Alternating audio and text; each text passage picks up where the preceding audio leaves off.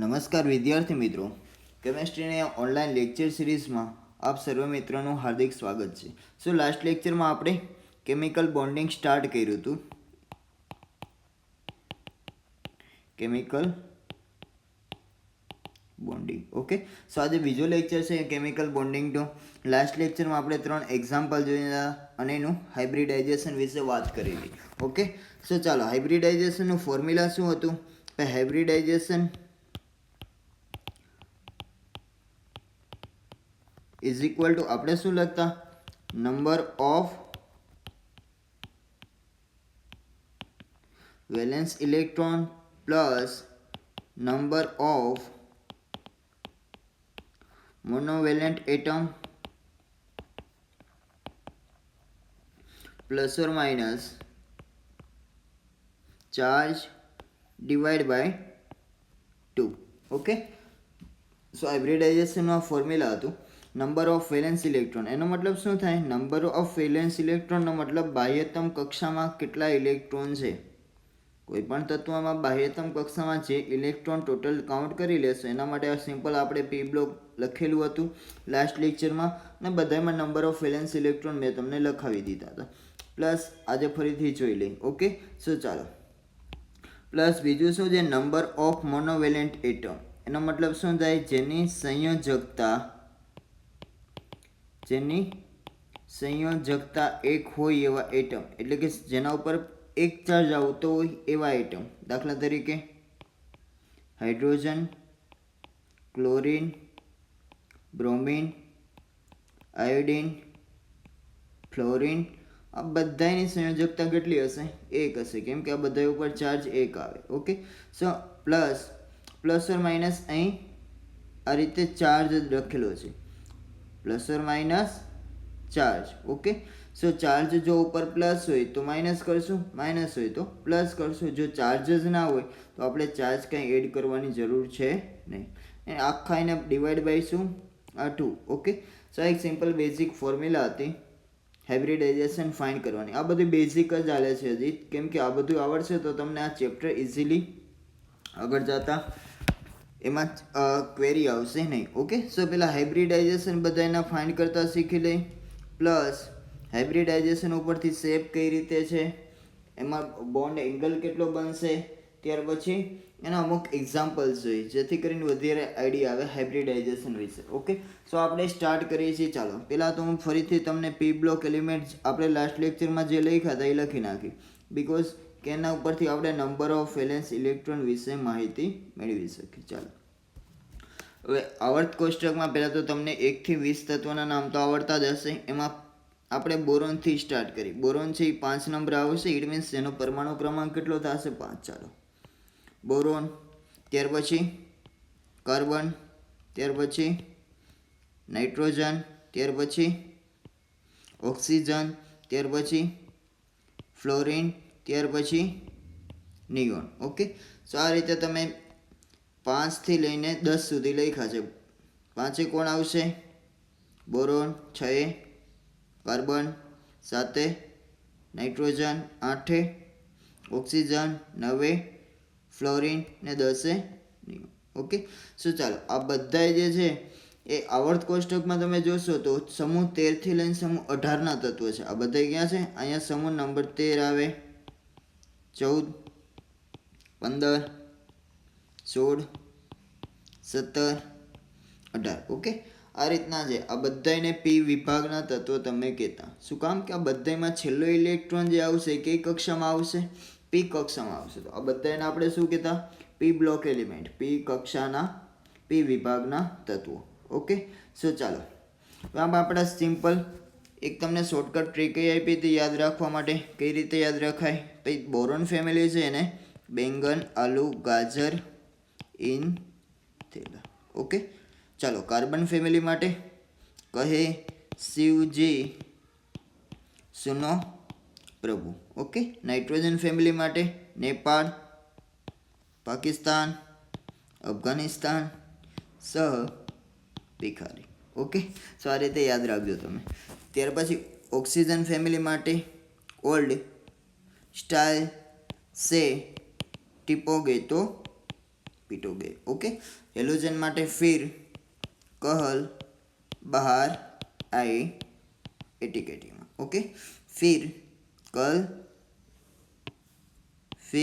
कल बहार आए एटीकेटी में। ओके, तो आ रीते तमे हेलोजन फेमिली ने पण याद राखजो। ओके, चलो त्यार पछी जे आ निष्क्रिय वायु है बधाय इनर्ट गैस एलिमेंट कहेवाय। ए 18 जो समूह है नियोन पछी आवे सिंपल आवे छे। नियोन पछी शुं आवशे? आर्गोन। आर्गोन के पछी शुं आवशे? सिंपल क्रिप्टोन, ઝેનોન અને રેડોન। ओके, आ रीते एना उपर एक हशे ए छे। आम तो पी ब्लॉक एलिमेंट न कहेवाय केम के एमां जे ते छे छेल्लो इलेक्ट्रॉन जे छे ए पी कक्षामां आवतो नथी। उपर शुं आवे? हीलियम आवे। हीलियम पण केवुं छे? इनर्ट गैस एलिमेंट है, पण एमां छेल्लो इलेक्ट्रॉन हीलियमनी परमाणु क्रमांक विषे तमे वात करशो तो 1s हीलियम थी सिंपली परमाणु क्रमांक एनो 2 थाय। इट मीन्स आनी इलेक्ट्रॉन रचना 1s2 थाय। आमां छेल्लो इलेक्ट्रॉन थी s कक्षामां आवे छे। तेम छतांय केवुं छे? इनर्ट गैस है। इनर्ट गैसनो मतलब कोईपण इनर्ट एटले के निष्क्रिय वस्तुनो मतलब शुं थाय? भाई ना तो इजीली इलेक्ट्रॉन मेळवे के ना तो इजीली गुमावे, एटले के एनुं आयनीकरण सहेलाईथी न थाय। आ बधाय जे छे ए पोते स्टेबल छे, स्थायी तत्व कहेवाय। आ बधायने शुं कहेवाय? स्थायी तत्व। ना तो सहेलाईथी इलेक्ट्रॉन मेळवे ना तो गुमावे।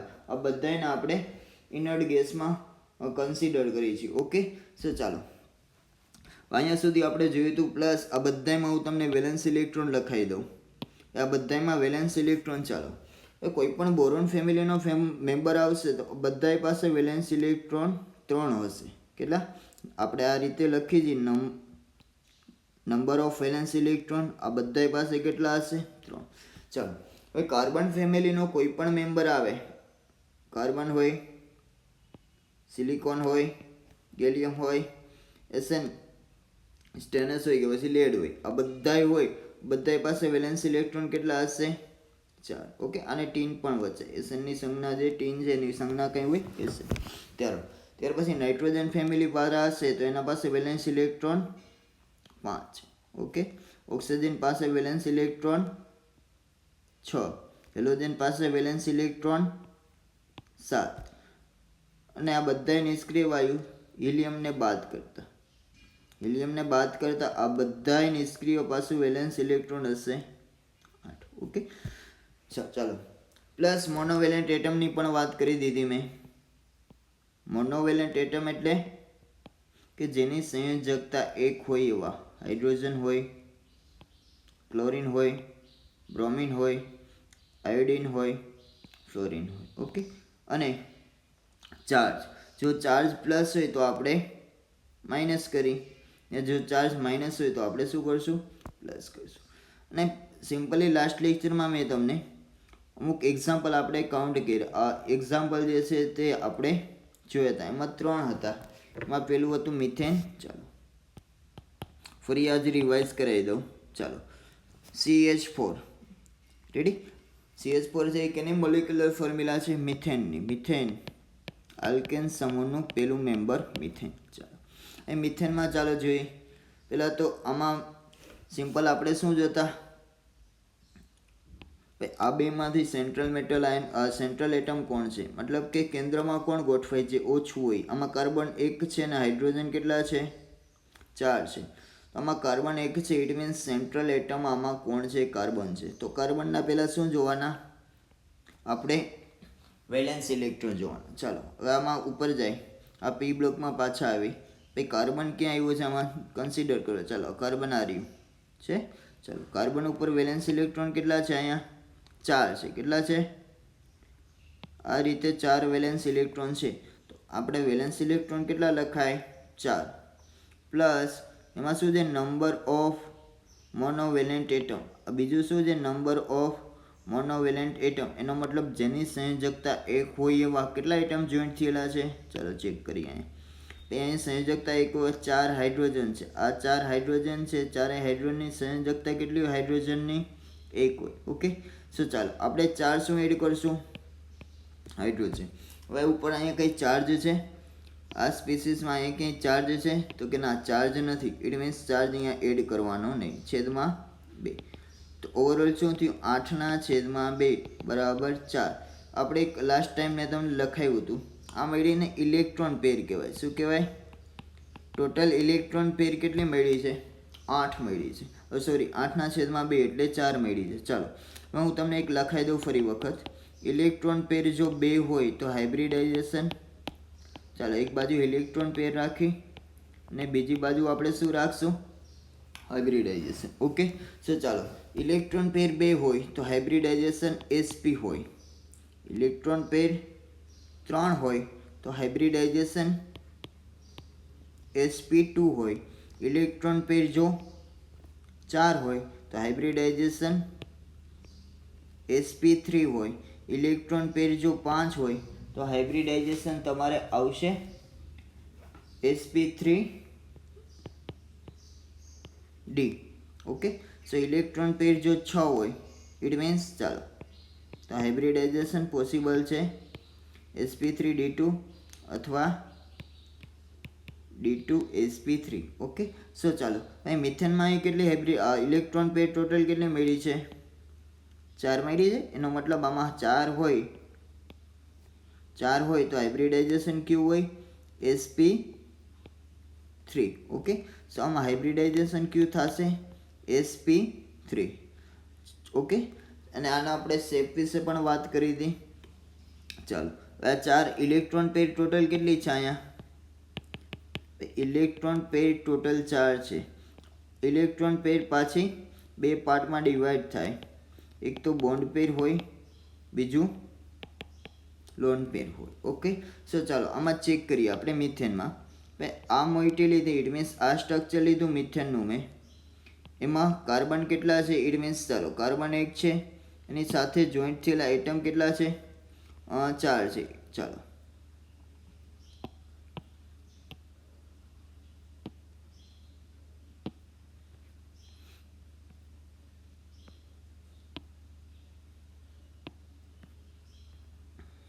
સ્ટ્રક્ચર શું હતું?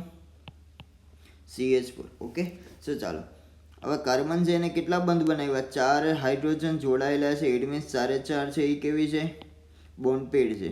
અને લોન પેર એકેય હોય નહીં કેમ કે 4 છે. ઇટ મીન્સ ચાલો અહીંયા હતું CH4 આ રીતે હતું. ચાલો એ CH4માં શું છે? સિમ્પલ એક કાર્બન બીજા કેટલા હાઇડ્રોજન સાથે જોડાયેલું છે? 4 હાઇડ્રોજન સાથે. એનો મતલબ કે કાર્બને 4 હાઇડ્રોજન સાથે બંધ બનાવી લીધા તો 4 બોન્ડ પેર છે. લોન પેર એકેય વધી નહીં કેમ કે ઇલેક્ટ્રોન પેર ટોટલ કેટલી હતી? 4 હતી. ઓકે. સો ચાલો હવે આગળ સેકન્ડ એક્ઝામ્પલ H2O અને NH3 આપણે લાસ્ટ લેક્ચરમાં જોયું હતું. આ બધું જે છે રિવાઇઝ કરાવજો લાસ્ટ લેક્ચરમાં. અને આજે ફરીથી અમુક એક્ઝામ્પલ જોઈએ. ચાલો હું બીજું એક્ઝામ્પલ લઉં છું કાર્બન ડાયોક્સાઇડ CO2 નું. બીજું એક્ઝામ્પલ લઉં છું શેનું? Carbon dioxide CO2. ચાલો હવે આમાં તો પહેલાં તો શું નક્કી કરવાનું? એ સેન્ટ્રલ એટમ કોણ છે? ઇટ મીન્સ મધ્યમાં કોણ હોય? આ બેમાંથી કાર્બન છે એક જ છે. ઓક્સિજન કેટલા છે? 2 છે. તો આમાંથી ઓછું કોણ છે? કાર્બન કેટલા છે? એક જ છે. અને ઓક્સિજન કેટલા છે? 2 છે. ઇટ મીન્સ ચાલો આમાં કાર્બન એક જ છે, ઓક્સિજન 2 છે. હવે જે ઓછું હોય એ ઓલવેઝ શું હોય? સેન્ટ્રલ મેટલ હોય. સેન્ટ્રલ એટમ હોય. એ મતલબ કે મધ્યમાં રહેતો પરમાણુ. સેન્ટ્રલ એટમનો ગુજરાતી શું થાય? મધ્યમાં રહેતો પરમાણુ. ચાલો તો આપણે સેન્ટ્રલ એટમ આમાં મળી ગયો. કોણ છે? કાર્બન છે. તો હાઇબ્રિડાઇઝેશનના ફોર્મ્યુલામાં પહેલાં કાર્બન આમાં ગોતી આવવાનું. કાર્બન પાસે વેલેન્સ ઇલેક્ટ્રોન કેટલા? ચાલો આર્યો કાર્બન પાસે વેલેન્સ ઇલેક્ટ્રોન હોય 4. ઓકે. સો આપણે અહીંયા વેલેન્સ ઇલેક્ટ્રોન કેટલા લખશું? Number of valence electron 4 plus number of monovalent atom. એનો મતલબ થાય કે જેની સંયોજકતા 1 હોય એવા એટમ. આમાંથી કોઈ એક કઈ છે? જોઈ લ્યો છે. આ બધાય મોનોવેલેન્ટ એટમ છે. આમાંથી કોઈ એકમ છે? ના. કે મોનોવેલેન્ટ એટમ કોઈ જોઈન્ટ થયેલું નથી. તો આપણે અહીંયા શું એડ કરશું? મોનોવેલેન્ટની જગ્યાએ 0 કેમ કે CO2માં આ કાર્બન પાસે વેલેન્સ ઇલેક્ટ્રોન 4. આ મોનોવેલેન્ટ નો કહેવાય. ઓક્સિજનની સંયોજકતા 2 હોય. કેટલી હોય? 2. તો આને કોઈ દિવસ મોનોવેલેન્ટ એટલે કે એક સંયોજકતાવાળા એટમમાં કન્સિડર કરી શકી નહીં. પ્લસ ચાર્જ કાંઈ છે નહીં તો લખવાની કંઈ જરૂર નથી. છેદમાં 2 એનો મતલબ 4/2 એટલે કેટલું આવ્યું? ટોટલ ઇલેક્ટ્રોન પેર કેટલી મળી આપને? 2 મળી. કેટલી મળી? 2. સો ટોટલ ઇલેક્ટ્રોન પેર 2 હોય તો ચાલો આપણે જોઈ લઈએ. અહીંયા ઇલેક્ટ્રોન પેર આપણે અહીં મળી 2. તો હાઇબ્રિડાઇઝેશન કેવું હોય? sp હોય. ટોટલ ઇલેક્ટ્રોન પેર 2 મળી તો હાઇબ્રિડાઇઝેશન કેવું હશે આમાં? sp. એનો મતલબ કાર્બન ડાયોક્સાઇડમાં સંકરણ કેવું હશે? કાર્બન ડાયોક્સાઇડમાં સંકરણ કેવું હશે? સિમ્પલ sp હાઇબ્રિડાઇઝેશન હોય. હવે sp હાઇબ્રિડાઇઝેશન હોય એનો શેપ પાછો ફિક્સ. હવે આમાં 2 છે, ચાલો આમાં બોન્ડ પેર કેટલી ને લોન પેર કેટલી એ જોઈ લઈએ. 2 છે તો 2 પાછું 2 પાર્ટમાં ડિવાઈડ થશે, એક બોન્ડ પેર ને બીજું લોન પેર. તો ચાલો જોઈ લઈએ. અહીં કાર્બન ડાયોક્સાઇડમાં એક કાર્બન છે. કાર્બન કેટલા છે? 1 છે. એની યારે ઓક્સિજન કેટલા જોઈન્ટ થયેલા છે? 2 છે. એનો મતલબ કાર્બન છે એ 2 ઓક્સિજન સાથે જોડાયેલો છે. એનો મતલબ કે કાર્બન છે એને 2 બંધ બનાવેલા છે, બે ઓક્સિજન સાથે જોડાયેલો છે. એનો મતલબ અહીં બોન્ડ પેર કેટલી થશે? 2. હવે ટોટલ ઇલેક્ટ્રોન પેર 2 મળી, એમાંથી બોન્ડ પેર 2 છે તો લોન પેર કેટલી હોય? 0 હોય. ઓલવેઝ ઇલેક્ટ્રોન પેર છે એ બોન્ડ પેર અને લોન પેરના સરવાળા જેટલી હોય. હવે ઇલેક્ટ્રોન પેર 2 છે અહીંયા, બોન્ડ પેર 2 મળી તો લોન પેર કેટલી હોય અહીંયા? 0 હોય. ઓકે. સો ચાલો આના શેપ વિશે વાત કરી. કોઈ પણ મોઇટી હોય, ઇટ મીન્સ કોઈ પણ સ્ટ્રક્ચર હોય જેમાં 2 બોન્ડ પેર હોય ને લોન પેર કેટલી હોય? 0 હોય. એનો આકાર લિનિયર હોય. કેવું હોય? લિનિયર. ગુજરાતીમાં એને કહેવાય રેખીય. ઓકે. આ રીતે હોય. વચ્ચે એક એ એટમ હોય, વચ્ચે એ એટમ, સાઈડમાં બંને બાજુ આ રીતે બી એટમ જોડાયેલા હોય. ઓકે. તો ચાલો હવે આનું સ્ટ્રક્ચર આપણે જોઈએ. વચ્ચે આપણે સેન્ટરમાં કોણ છે? આમાં 2 માંથી ઓછું કોણ છે? કાર્બન. તો આપણે વચ્ચે સેન્ટરમાં કોને રાખશું? ચાલો કાર્બન. એની સાથે 2 ઓક્સિજન જોડાયેલા છે. ઇટ મીન્સ કાર્બન ડાયોક્સાઇડમાં શું છે? CO2. એનું અણુસૂત્ર શું હતું? CO2. તો ચાલો ડબલ બંધમાં આ રીતે ઓક્સિજન, આ રીતે ડબલ બંધમાં આ બાજુ ઓક્સિજન થઈ ગયું. આ શેપને કહેવામાં આવે લિનિયર. ગુજરાતી થાય એનું રેખીય. રેડી? ચાલો લિનિયર શેપ. અને હવે ટોટલ આમાં હાઇબ્રિડ ઓર્બિટલ કેટલી મળી? ચાલો sp છે, s ની એક કક્ષા વપરાણી ને p ની એક કક્ષા. તો નંબર ઓફ હાઇબ્રિડ ઓર્બિટલ કેટલી કહેવાય? નંબર ઓફ હાઇબ્રિડ ઓર્બિટલ એટલે કે સંકર કક્ષા, તમે જે ગુજરાતીમાં એને કહેતા, એ કેટલી છે? ટોટલ 2. કેમ કે s ની એક કક્ષા અને p ની એક કક્ષાનું સંમિશ્રણ થઈને નવું હાઇબ્રિડાઇઝેશન જોવા મળ્યું, sp. ઓકે. સો આમાં નંબર ઓફ હાઇબ્રિડ ઓર્બિટલ કેટલી મળી? 2 મળી. ચાલો. અને પ્લસ શેપમાં કંઈ સિમ્પલ છે ભાઈ. ટોટલ જો તમારી પાસે 2 ઇલેક્ટ્રોન પેર હોય તો હાઇબ્રિડાઇઝેશન ક્યુ થશે? 2 ઇલેક્ટ્રોન પેર હોય તો હાઇબ્રિડાઇઝેશન ઓલવેઝ ઇલેક્ટ્રોન પેર કેટલી છે? 2. તો હાઇબ્રિડાઇઝેશન ઓલવેઝ ક્યુ હોય? sp હોય. sp હોય તો એનો શેપ ફિક્સ. sp હાઇબ્રિડાઇઝેશન હોય તો શેપ હંમેશા કેવો હશે? લિનિયર હોય. કેવું હોય? લિનિયર. ઓકે. ચાલો હજી બીજું એક એક્ઝામ્પલ લઉં. ચાલો હજી બીજું એક એક્ઝામ્પલમાં સિમ્પલ આપણે લઈ લઈએ BF3.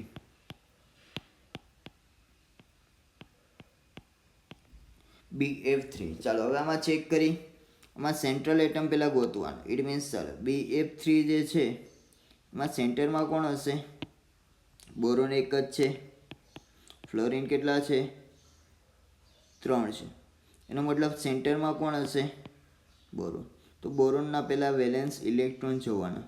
વેલેન્સ ઇલેક્ટ્રોન માટે ઉપર આપણે જે અહીં ચાર્ટ દોર્યો ડ્રો કર્યો છે એમાં જોઈ આવવાનું. પહેલાં તો આમાં બોરોન ગોતવાનો. બોરોન ક્યાં છે?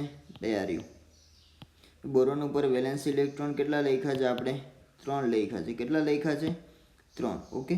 સો બોરોન પાસે વેલેન્સ ઇલેક્ટ્રોન કેટલા થશે? 3 થશે. ઓકે. ને પ્લસ ચાલો લખી નાખીએ પહેલાં.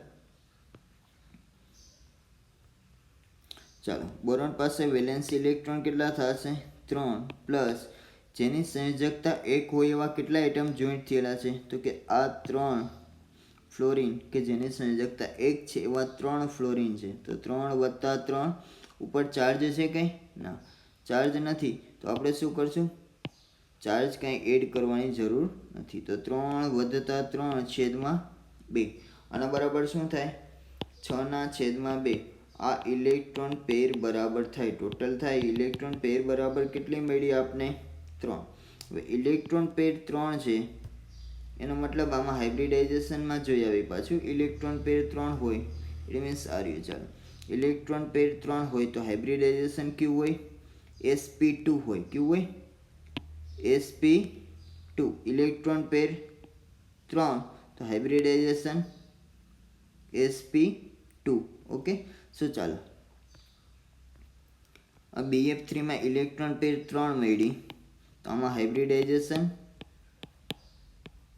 sp2 હશે. ઓકે, સો ચાલો, હવે ઇલેક્ટ્રોન પેર જે 3 છે એ પાછી બે પાર્ટમાં ડિવાઈડ થશે. એક તો બોન્ડ પેર ને બીજું લોન પેર. ચાલો, બોન્ડ પેર એટલે કે બોરોન છે ને, બોરોન સાથે અહીં આ મોઇટીમાં બોરોન સાથે 3 ફ્લોરિન જોઈન્ટ થયેલા છે. એનો મતલબ બોરોને 3 બંધ બનાવેલા છે. તો લોન પેર કેટલી હશે? અહીંયા 0.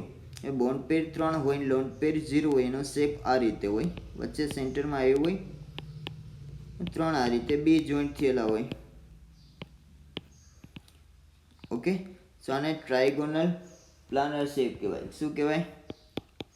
ટ્રાયગોનલ પ્લાનર. રેડી? ત્રિકોણ જેવો શેપ બન્યો છે તો આને ટ્રાયગોનલ પ્લાનર કહીશું. આમાં એવો શેપ ડ્રો કરીએ આપણે અહીંયા સાઈડમાં. વચ્ચે સેન્ટરમાં બોરોન છે, આ રીતે 3 ફ્લોરિન જોઈન્ટ થયેલા છે. આ ત્રણેય ફ્લોરિનને આ રીતે જોઈન્ટ કરી દો. આ શેપનું નામ આવશે ટ્રાયગોનલ પ્લાનર. આ બધું તમારી 12th માં આવી ગયું. ઇટ મીન્સ હાઇબ્રિડાઇઝેશન આમાં કયું હતું? sp2. શેપ કેવો એનો? ટ્રાયગોનલ પ્લાનર. સો ઓકે, અહીંયા સુધી રાખી. નેક્સ્ટ લેક્ચરમાં આપણે અમુક એક્ઝામ્પલ અને મેઇન થિયરી આપણે સ્ટાર્ટ કરશું. Okay, so thank you for watching this lecture.